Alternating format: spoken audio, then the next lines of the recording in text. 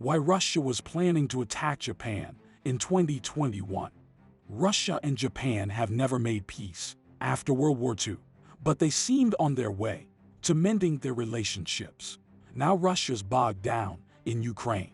Tokyo is supporting Kiev in the war, but things could have been very different.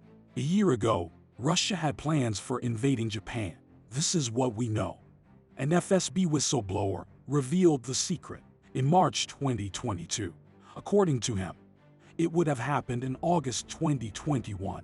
Russia was quite seriously preparing for a localized military conflict with Japan. The FSB was certain that the conflict was unavoidable, but then they changed their plans to invade Ukraine instead. Russia and Japan never signed a peace treaty after World War II. The reason was simple.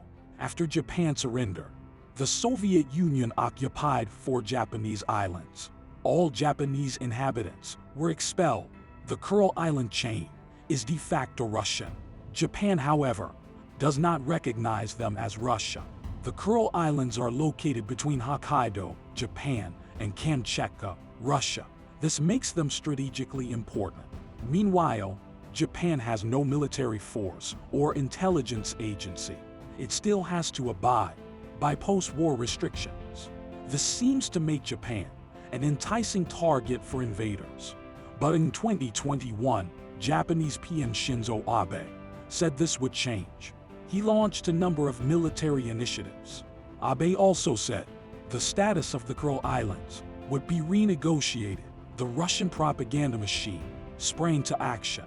In August 2021, the FSB declassified some World War II-era documents. This is extraordinary for Russia. Most archives relating to the war are still top secret. Moreover, the Soviet Union had no Far Eastern Front in World War II, so most Russians never thought of Japan as an enemy. But the declassified files aimed to change that. They described how the Japanese tortured Soviet citizens.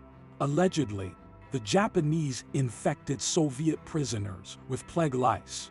This was covered on every news channel. Even RT, Russia's foreign propaganda outlet, joined in the coverage. According to the FSB source, it was intentional. The FSB was tasked with launching an information campaign against Japan and Russian society. It happened abruptly, suddenly, and almost unexpectedly. Other documents accused Japan of building a bacteriological bomb.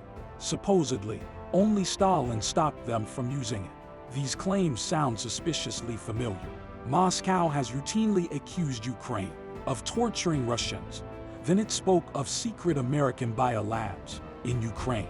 The labs supposedly created COVID-19, as well as a genetic virus aimed at Russians. Russia also accused Ukraine of using virus-infected combat mosquitoes. It spoke at length about a mythical Ukrainian dirty bomb. It claimed Ukraine would blow up its own nuclear power plants. They sort of swapped out Japan for Ukraine. The FSB source says the official excuse for invading Japan was this.